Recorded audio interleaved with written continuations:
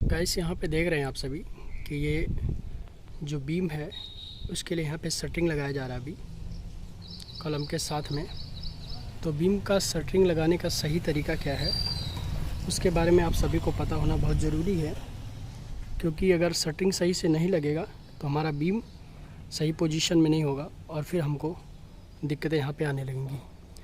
तो ये आप सभी देख रहे हैं ये बीम का बॉटम लगाया गया है और यहाँ पे देखिए बॉटम में, ये देखिए आपको यहाँ पे देखने को मिल रहा होगा कि साइड में हाइट है और बीच में डाउन है। तो गाइस ये ऐसा नहीं होना चाहिए। जो हमारा बीम का बॉटम होता है वो बिल्कुल लेवल में होना चाहिए। और इधर देखिए कॉलम से थोड़ा सा उठ करके है, लगभग 50 mm ऊपर है, तो ऐसा नहीं होना चाहिए। कॉलम लेवल और बॉटम लेवल एक सेम लेवल में होना चाहिए।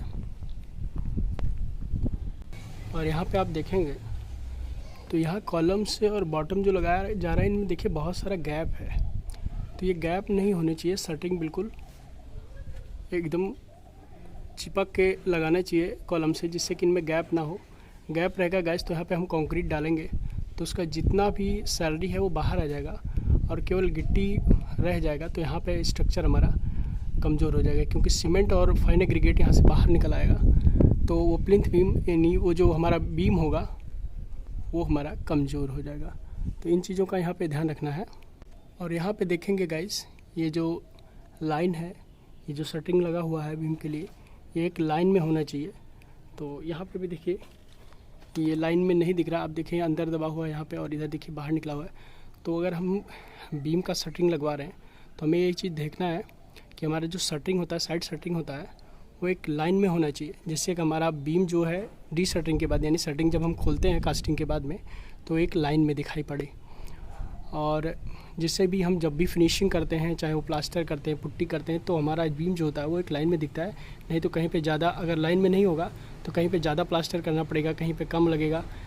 तो ऐसे करके वो वहाँ पे टूटना शुरू हो जाता है हमारा प्लास्टर, और फिर वहाँ पे फिनिश सरफेस जो होता है वो भी रेगुलर नहीं होता है।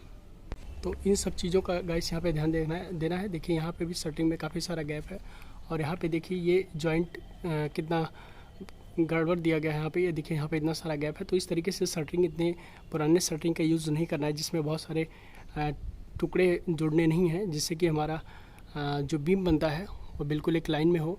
और इस तरीके से यहाँ पे सैलरी देखिए हर जगह से लीकेज करेगा और फिर सैलरी निकल जाएगी तो हमारा बीम यहाँ से कमज़ोर हो जाएगा। तो इन सारी चीज़ों का ध्यान देना है। अगर आप अपना घर बना रहे हैं तो शटरिंग कैसे कराना है इनके बारे में ये चीज़ें ध्यान देना है। तो गाइस इसी तरीके से कभी भी आप शटरिंग कराते हैं तो आप लाइन, लेवल और गैपिंग, इन सारी चीज़ों का ध्यान दें, जिससे कि आपका जो भी कंक्रीट फिलिंग करते हैं उससे सैलरी बाहर ना निकले और आपका स्ट्रक्चर मजबूत हो। लाइन में रहेगा तो स्ट्रक्चर फिनिश सरफेस बहुत ही अच्छा दिखेगा।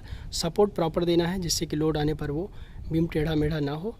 तो इसी तरीके से वीडियोस देखने के लिए आप सभी हमारे चैनल को सब्सक्राइब करें। हम आप सभी को कंस्ट्रक्शन से रिलेटेड अच्छी अच्छी वीडियोस, अच्छी अच्छी जानकारियाँ देते रहते हैं। तो मिलेंगे आप सभी से एक नए वीडियो में, तब तक के लिए नमस्कार।